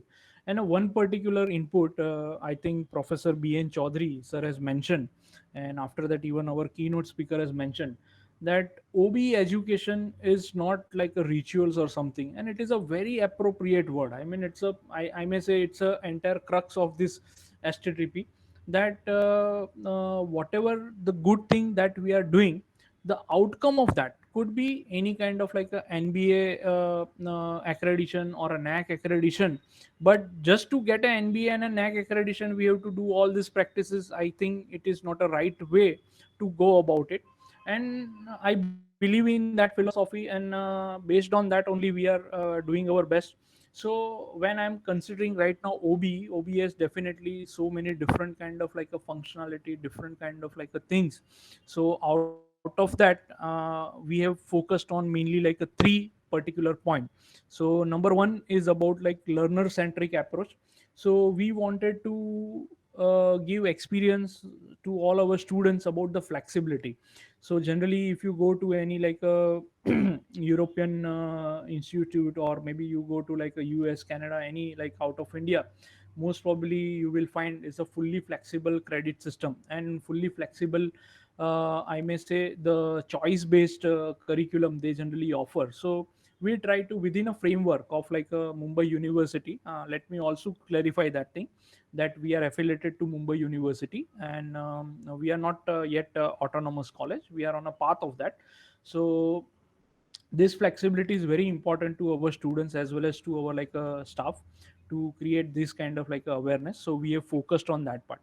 Then second thing that we have focused is that creating more opportunities for our students to work on a collaborative opportunities, right? Collaboration is really important, because I guess whenever they go for any kind of like a research work or higher studies, or maybe even for the job placement, for any kind of like a work, in actual they have to work with the people, they have to collaborate with each other and to execute certain tasks. So learning and teaching them this collaborative is really very important. And we also need to look at one particular aspect, that is the balance between the knowledge and the skill. So looking at like a Mumbai University curriculum, no doubt it is very updated right now, but still I mean see there is a lots of gap where we have to help students to develop their skill. From the knowledge point of view, yes, students are gaining a lot. There are lots of theoretical subjects, there are lots of like advanced subject that they are learning. But what I feel that still they are finding or I may say they are lacking somewhere in doing hands on, or having some kind of like the mastery over the skills. So there should be a proper balance between this knowledge and the skill, that we believe. And based on this particular like a three functions, we have decided our OB. So coming to the first one, so it's a flexibility. So So flexibility, when we are talking about it, so what I wanted to present is that we this time try to break silo. So generally, whenever any institute is working, it is always working in that mindset that I am into electronics department, or I am into like a telecommunication department, or I am into computer science. So the people view is kind of like a bit restricted towards that department. They always work towards that department and ultimately to institute. But we need to see that thing, whomsoever is the best teacher from whichever particular like a department, they should try and offer those kind of like a courses. And students should also get this flexibility to choose the best teacher from whichever they belong to, whichever department they belong to, right? And so right now that is happening to a certain level, maybe some management related courses, or maybe some kind of like a elective courses that we are offering. So that in somewhat flexibility is opening, but it is not happening for the majority of the course. So we wanted to bring this particular like a thing in that we wanted to bring that silo. Now whatever it is best from the institute point of view, whatever it is good, that we have to start to follow, not just restrict ourselves only to a particular like a department. And also we wanted to give a flexibility in different options in teachers, and also in the timing, that okay, and when I'm talking about that thing, let's say I wanted to listen to one particular like a teacher's a lecture, but when it comes to the exercise or assignment, I wanted to follow the second teacher's assignment, or maybe the teacher b assignment. So that flexibility also we are giving. And all our recorded lectures and everything, as we are using MS Team, I'm sure that many of you are also using that kind of like a platform, maybe a Google Meet. Right now we are using a Google Meet. So similar kind of like a different platform might be used at your end.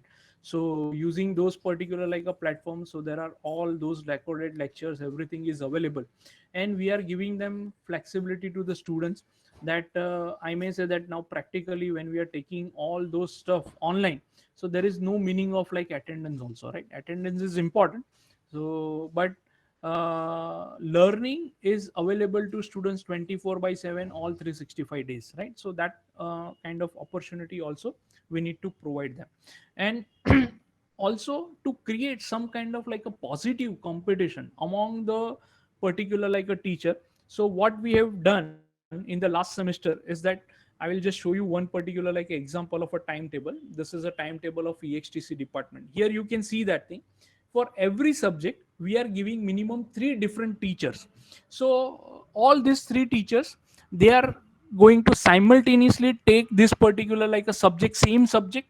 And students can choose which particular teacher I wanted to learn from, whether I wanted to learn from, let's say, BRB, that is a Bina Balal, that's a short form over there.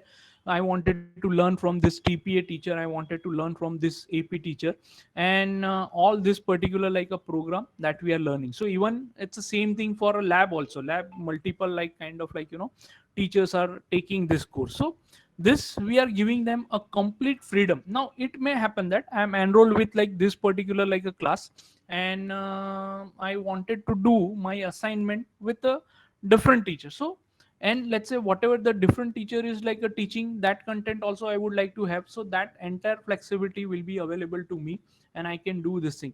And believe me, the response that we have received from the students, it's extremely good, and they were very really happy with this particular approach. So now we are doing some more like a refinement, and then offering same kind of like a option this time also.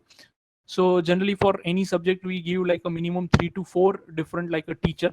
So it's even a like very healthy competition among the teacher. Oh, my class will be the best, and then students would like to enroll into my class, and then they do their best so that students are always like attracted towards that particular like a class. Now how we are actually implementing that? So generally in the starting week, so Mumbai University actually give us the date that by this time you need to start with your particular semester. So before, prior to that, we do orientation, then we actually give them some kind of like a testing week testing week, or you can say it is kind of like a registering week. In this particular week, students actually sit in different classes. I mean, they just go to different classes. They see that thing, which particular teacher is teaching in which way, which particular, like, it is more suitable to us. So at the end of that particular week, they give the choices, and based on that choices, students are now associated with that particular course and with this particular, like, a teacher. Because in course you cannot make a change, you have to take a 5 subject, because it's a Mumbai University guideline, so we cannot do anything or play around with it. So that's a complete thing that we need to follow. So this has given lots of, like, a positive feedback and engagement that we have looked at it. The students engagement has amazingly increased, and it was very surprised to me that when we try to run this thing in a physical mode, on an average the attendance was somewhere around like a 70-75%, but due to online it has been gone in certain cases up to 9, but on an average it is more than, like, 80-85% engagement was there from the student side. So it was very surprising, and I may say that thing, students are more adaptive compared to us by taking this particular, like, a experiment in a very positive spirit, and making it as a, like, a very very successful one. Okay, so this is completely flexible model that we have tried, and it was quite successful. And so I guess maybe with this particular objective, I mean, we'll be able to give the experience to the students that what is actually the the outcome, or I may say the learning kind of, like, an environment they can have. So let me just go to another one. So another one approach that we have taken is learning by doing approach, where we have completely removed the boundary between the lab and the class. There is no boundary between this thing. I mean, this is not applicable to all the courses, but just few courses as a trial, that as an experiment we have run. Just for example, programming classes. So in programming classes, what is happening? Students and teacher, they are simultaneously doing like a program together, and they are, like, sharing those things and interacting with each other, and that is happening simultaneously. So ideally we do not want to have boundary between the lab and class. I mean, when we say that thing, this is a class, we wanted to virtually remove this boundary, and so we are actually going more towards that. So, and luckily for us, we have like a many I mean, we have like a MATLAB campus wide license, so we can actually use many kind of, like, a modules and everything. Just for example, signal processing or a communication, all those modules will be like available on MATLAB. And the best part was about MATLAB is that students can be anywhere. Even though they have a very poor network, they can still work on a MATLAB, like a cloud solution. They can even work on their mobile phone, and it was like quite a help to us. And in many cases, we have even tried to map those particular subject to some of the open source softwares, and using those particular, like, a software, students were able to do this thing. So I may say that it is a good beginning, and in fact it was a so good response that now we wanted to even apply this kind of concept to each and every class. Now another experiment that we have done with that is that, I mean, during this pandemic, I am sure that Coursera actually come up with this facility, that if you do the MOU with them, so then your entire college or your entire institute can start using their courses. So in Coursera and even in IBM, they are offering more than, like, in Coursera it is more than 3000 plus. In IBM there is more than 7000 plus, 700 plus courses, and many courses are known as a capstone project. So we included this particular capstone project into the academia, I mean, in the related to those subject, and those subject students need to do this kind of, like, a capstone project. So advantage with this capstone project is that students really understood that how to prepare the project, and if there is any kind of, like, plagiarism, immediately the flag will come to you, that because there is a peer review among this Coursera learning, peer evaluation is there. Then there are lots of, like, a solution, automated grading is there. So this kind of, like, a flexibility we generally get it from the Coursera, and then everywhere it is, like, help is provided, a very good like the discussion forum and everything is that. So this capstone projects also we have done, and students response is really really amazing. So that's the same thing we are going to like adapt in this coming semester as well. So these are the three main, I may say, component that we have chosen for learning by doing approach. So whatever they have learned, they have to practice that. Unless and until they do not do with their hands, or they do not try to replicate their learning, their skills will not be developed. So that was another approach. Now, as I said, like creating more opportunities for collaboration, so we have done is this time we try to accommodate as many as group assignment is possible. So because of a group assignment and because of this online platform, the collaboration is very easy among the students, right? Students no need not need to worry about that, or today I have to catch the train, I have to reach at home, right? At their own flexible time, at their own thing, they can just simply go to the platform, they can start working together, they have their own channel on that thing, and then do the communication on that thing, right? So I may say that online platform was a very very important tool for that. Then we also drop in lots of like a foreign and industry subject expert. Now the biggest advantage because of covid is that no one was traveling, and then people were very happy to actually deliver the the expert lecture right from their offices, or maybe from their university. So we try to drop in lots of like a foreign and industry subject expert, and it was a completely new kind of like a experience to our students, and they really loved it. I mean, we regularly take like a feedback on that, so that feedback shows that it was really appreciated. Then we also organize different kind of like a competition, even at the department level as well as in the institute level. So I mean, just in the month of like November, we have one competition as a hackathon, where entire institute teachers as well as students, they have participated in this. And uh, that gives like a best opportunity for them to collaborate with each other, with their peers, or even from the different department. And it was a very very learning exercise. So similar to that, we have also done some virtual tour. So now, I mean, in covid it is very difficult to go, but then we requested like a few people to show certain machinery or certain kind of like the processes through the this virtual medium. So then we have done some kind of like a virtual. This time our pbl number of pbl was to a very the high level, I mean. And we are able to like conduct so many like a problem based learning approach, and problem based learning experiment and this thing. So it was really, I mean, I may say that a great satisfying experience for us. And then participating activities, I think in a normal way also we do that thing, blogs and twitters and this thing. But because this time everybody was comfortable with online, so this kind of activity actually got a push, and we try to achieve lots of things through this one. Now, as I said, like we have balance between the knowledge and a skill. So beside our Mumbai University curriculum, we have floated 32 different value added courses, and majority of them were related to co-curricular activity. Just for example, data science, IoT, and machine learning. I mean, then there was and there are some extracurricular activities. There was one course on film finance.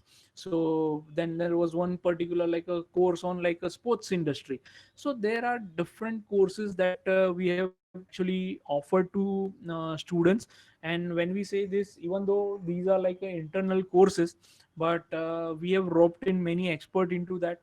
And also we have given like a proper evaluation was done to the students, a proper assignments, proper kind of exercise was given, and course and examination was taken, and then finally we give them some certificate for that.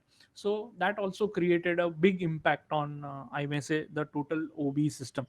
So with this various kind of like a initiative that we tried at our institute, some of the practices, I'm sure that many of these practices even all of you might be following at your institute. So what is finally like a key observation is that overall online teaching is well received by the student, and we are able to actually change the norm this time, because generally we have a intake of 120, so there is always division of A, B, and our earlier division of direct entry, lateral entry in second year. So there are also few C divisions. So there is always, whenever we make this division, there is always some kind of like a boundary between the students, that oh, I am belong to this particular like a C, and generally the diploma student, they feel that thing, oh, we are completely isolated. So that was completely removed this time. There was no at all a division, and then there is a choice of a teacher, accessibility to other teacher as well, collaborative learning, we try to provide them, learning flexibility we give, no attendance basically, because kind of like automatic, your record attendance has been recorded when you are coming, when you are learning. So all those things were over there. And very interesting point that I wanted to make it, that I personally, even I have experienced, I know few students, when there is a physical class, they are very shy, they do not like to ask the question. But what I found is that some students find it easy to ask the question and doubts on on online platform, because there is a no visual identity, right? So I guess maybe that some kind of like a fear they might be having, and now that is completely like a remove, because here you have a two ways to ask the question, by unmuting yourself as well as putting your query on a chat. So it gives lots of encouragement to the students, that we can ask this question and this thing, and even if we are going to ask something very silly thing, or maybe a very simple question, still people are not going to the public fear, or you can say the peer kind of like a fear they have, there was not there. And another thing that I have noticed is that opportunities for to bring innovation and creativity in teaching. I mean, some of the teachers, they have done fantastic kind of like exercise design, they have designed some amazing kind of like a assignment. So it also gives opportunity to entire teaching community to bring some kind of innovativeness in our like a teaching, to bring creativeness. We got this opportunity to break our like regular practice. So I think that was a very very important thing, and many of the teacher have actually accepted this opportunity and turned into a very very good, I may say, the practice.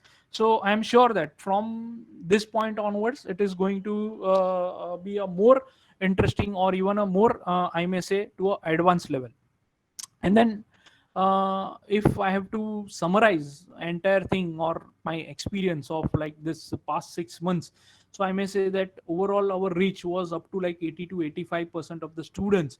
And effectiveness, I may say that thing it is yet to see, because there is no end semester exam. Now it is going to start end semester exam, so we'll really come to know that how they are actually performing in the exam. So still we have to see. But if I have to see the interaction, it is good, and I'm sure that we can do even more better into that thing. And this is the area where we wanted to even go to a better thing. And the basic part is that I always face this challenge, that how to motivate our like a faculty member. And this time, because there was no option for the faculty, so immediately I mean, they start adapting a new methodology, new technology, and this thing. So students, faculty members have experienced both side of online education, positive side, negative side. In fact, we asked our faculty members to do many courses on Coursera, so even they have become a students and they have experienced that thing, and try to gain experience that how entire online education works. So it was a very good learning for all of us.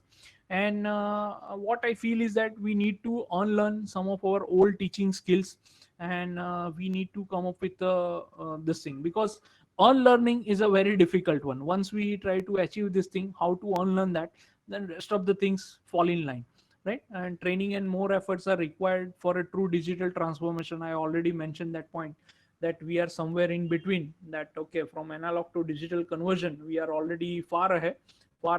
But when it comes to the true digital transformation, still we have to achieve lots of ground. And again I said, like a need to work on a domain rather than a department, right? Whichever the expert in that particular like a domain, we should find that particular like a person and then try to provide that expert to the students so they can learn a better subject. I mean, the learning experience will be a better one. So that's all from my side. And in case if you love to hear more from my side, maybe you can write to me on this email ID, or I am also active on this LinkedIn. So from that also we can be in touch with each other. Yeah. Dr. So Mehta thank you. sir, can we Yeah. Mehta sir, Yeah. Yeah. can we discuss something? Yeah. Sure. Sure, sir. Sir, first of all, let Huh. me say thanks to you. You have presented a very nice case study. Huh. Huh. And I know your institute is very proactive, and you are Yeah. also very proactive. So Yeah. obviously, this has to come to through your presentation. I know that your presentation Yeah. will be very good. And for the attendees, those who don't know, sir is very senior, Dr. Saurabh Mehta, and he's actually one of the core committee member of IEEE Bombay section.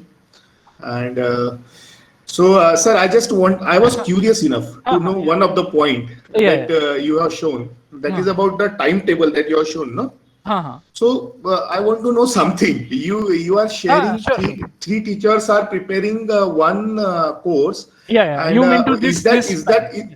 Yeah. yes. So Yeah. few things Hmm. like is Hmm. it only during pandemic or before that also this model No, was no, no. So prevailing in your no, no, no, no, institution? no, no, no. So this particular system we have adapted because we know that entire thing we have to take it online. So before that it was not there. This is our like last semester experience. But now as we have learned from it, we wanted to continue on that thing, and we are working on a same model. But then in online, this probably may be possible because you have a larger intake, no? Like Correct, 120 correct, or correct. 180, Yes. something like that. Yes. So if Yeah, yeah, 120 students are there, then in offline yeah. class, you require two teachers for the same course. Yeah. So And right now therefore, in what we online, have. they get a flexibility, right? Yeah, even in online, I actually forgot to mention that point. So thank you, sir, to bring that point. Right now, we are also adapting to a concept called a supporting teacher. So if there is a main teacher, let's say right now I am teaching the course, so my peers will be there with me. So who will be helping me with, like, I mean. Conducting different kind of like a exercise or different kind of like a activities, or sometimes not teacher, then our, like, the lab assistants, we have also trained them that how they can help us in reading the comments, giving those things. So that is there, so that we are able to give enough time, and I may say the focused on students. And yes, sir, what you are saying is that now there is a operational challenge when we'll coming back to like our original method, when there'll be like online. But that time also, as a policy or as a like a future ahead, we wanted to go by a blended learning. So right now what we have thought about is that maybe 1 or 2 days, I mean, we will be, I mean, generally like a 2 days we'll be keeping as a like a physical visit, and rest of the thing will be like as a online, depends on the student's choice. And that time also we can offer this kind of like a model, so there might not be a problem. Okay. Sir, one of the comment is there. I also had a Yeah. same feeling, and I wanted to ask the same question to you Yeah. Yeah. actually. Yeah. How your faculty members have reacted to this? Professor Niranjan So has asked, and I that's also had a yeah, same feeling.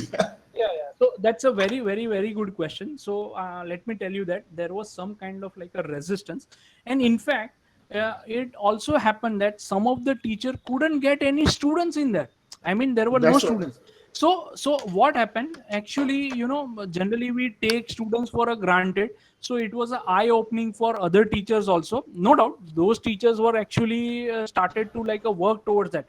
Now believe me, because of that thing, many teacher, they have taken it very positively. They go back to like their course curriculum, that okay, where we are making a mistake. So lots of introspection was there, and because of that introspection, now they are coming with a very polished one. And they started to prepare their like a course content and orientation in a better way, that they will try to get like a better one. And let me also tell this particular point, that see, competitions is everywhere. I mean, why we are taking it for granted in teaching, that I do not understand. I'm really sorry, because I also come from industry background. But if you go to any particular like a company or something, always there is a competition. And I think In that competition, we try to provide a best to our like a stakeholder. Yes, yes.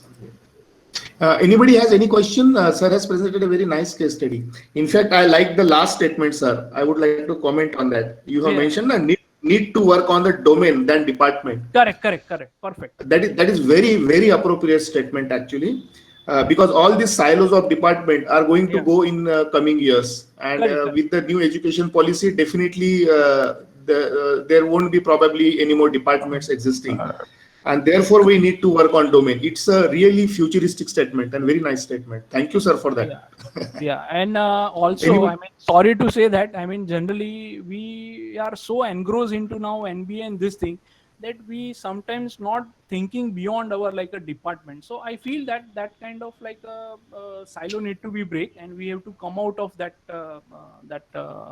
mindset. Sandeep, sir, you want to ask something? No, sir. No, sir. Acha, No, okay. sir. I think Thank you. you. Thank you, sir. Okay. Thank you, Mehta sir. Thank you a lot. Yeah, thank you. Kasambe sir, you want to say now anything? Over to you. No, just wish to actually say thank you to sir by presenting the slide which I had prepared. So just a moment, sir. Yeah, so I'll just stop sharing my slide. Yeah.